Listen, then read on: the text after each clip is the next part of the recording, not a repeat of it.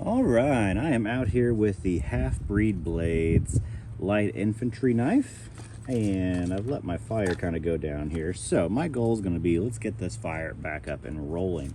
But this is not first cuts. You've kind of seen me work with this knife before, but I kind of wanted to do just a little bit more on camera with it, where I put a little bit more work with it in here.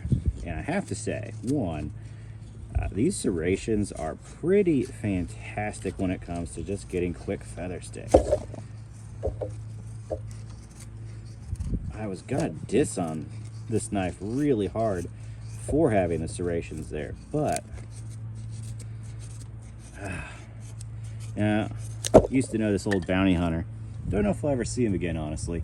But he would always rip on Ontario's and Kabar serrations. He's like, they were always on the wrong side. You can never get work done with them. And I think the point was that if they're on this side, you can use them to do feather sticking, to do small work really, really easily. And he's absolutely right. Anybody who does serrations on a fixed blade, better do them for a right-hander. Means they better be on this side of the knife. Super, super important. It makes all the difference. Because goodness, this is nice to deal with. It really is. Oh, good, that thing caught. Let's do a little stuff. Yeah, I had a few things pop out, so had to pick them up with the knife blade. Don't think that's a problem. Somebody might freak out a little bit. This is basically a 1/4 inch of D2, 7-inch blade. This is basically HalfBreed Blades version of the Kabar. D2, when done well, is actually a fairly tough steel. Now, some people are gonna complain about that, but when you have a 1/4 inch of it, I don't think you're gonna have any issues. And this thing is freaking full tang.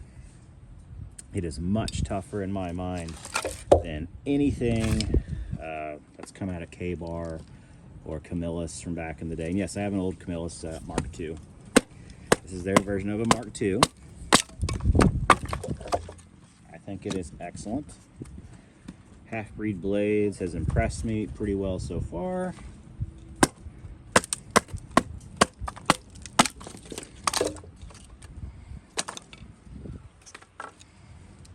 We can kind of chop this up a little bit and use some of these pieces in the fire here. And yeah, we're going to cross baton with D2, which is probably the hardest thing you can do to an edge. Split this sucker up, because this will keep my fire going pretty well. It is cold out here. I'm just out back having a good time before everybody arrives home for the day. I beat everybody home, so nice to come out back and have a little fun. I guess why I remember it, I should take off my watch. This is an automatic watch. Should be pretty tough, to be honest with you, but I have busted multiple automatics,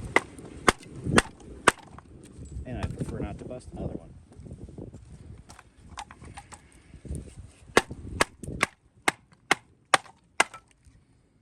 Treating this knife unfairly?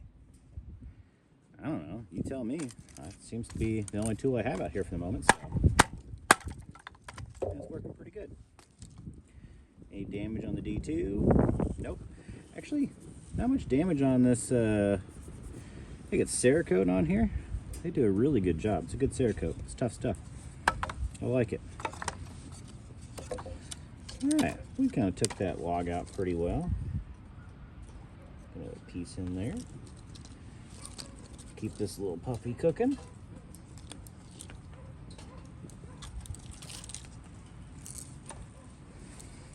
So yeah, I really like what they've done with this knife. The light infantry knife has probably the most ergonomic handle on here. They got G10, American-made G10. I think it's Austrian D2, and they put the whole thing together down in Australia. Interesting mix that they wanted to make sure everybody knew where everything was, which I guess I appreciate. Not trying to hide where things are made.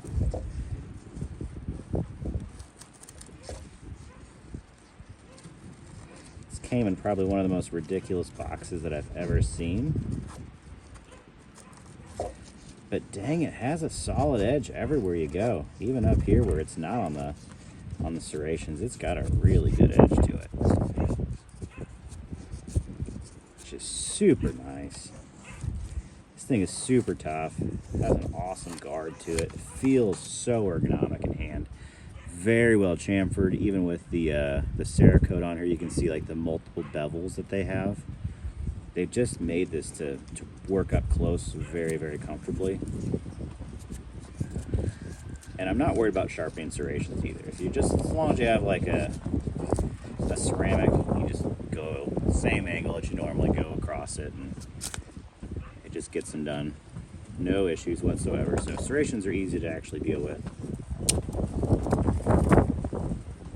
Man, you hear that wind? That wind is crazy. This is completely blocked. On one whole side, the wind's coming from this way, going that way, and man, it's still impressive. Still an impressive day. Some wild weather. So yeah, I like this thing. I love the ergonomics of it. It crushes Kabars, it crushes my Camillus. It just has excellent ergos. I think they did do the best version, I think, of the Mark II. So far, this is my favorite one that I found. And it may be a little heavier than your average Mark II because the whole thing is legit. Full tang, no BS, no rat tang. It's not gonna break where your average Mark IIs will. Or even like the Spartan knives, the Spartan version of this, where they put it in MagnaCut. Seeing the Dutch bushcraft boys break that knife was so sad. Actually really made me sad. I was hoping that was going to be the answer, like the true full tang, but they kept the same design. This does not have it. This has no BS miniature rat going through there. It's a really well designed piece. So I think this is actually, even though MagnaCut should technically be tougher, I think just the actual design of this knife is much tougher than that. So if you really want one you can beat up, I think the HalfBreed Blades light infantry knife is an excellent choice when it comes to a Mark II. And their Kydex is top notch. This thing is awesome. It's a little tough to get out. It is completely silent all around. It's just an absolute beast. This may be actually my main review of this knife. It is just that good. I might not need any more. Like I trust this thing, honestly. I've had it out quite a bit. It's super comfortable. I have nothing bad to say about it, to be honest with you. I think they did an excellent job. Maybe the tech lock on the back, maybe they should have done like a drop loop or something on there, but to each their own. I can always add something to it. Maybe the only downside is that these teeth in the back, they're not effective in any way, shape, or form. They're just kind of for looks. That's fine. If they were actually saw teeth, it'd be kind of frustrating. They'd be right in the way if you actually wanted to bear down on something. But other than that, man, excellent design, excellent knife. I've had a blast dealing with it. And yeah, I think if you really do want a Mark II that's beefier, that's tougher, that can hold up to a beating, this is one to do for sure. So yeah, let me know what you think down below. Your preferences. Are there other kind of copies of Mark IIs that are awesome as well? So far, this is probably my favorite. I think they just nailed the ergos so well with this. Even have sweet chamfers in there, or scallops. Like, this is good, guys. This is really, really good. They did the perfect height on everything to use this. Like, I could field dress with this without a problem. All right, gotta keep this fire going. Another big chunk in there. All right, let me know what you think. I will catch y'all on the next one.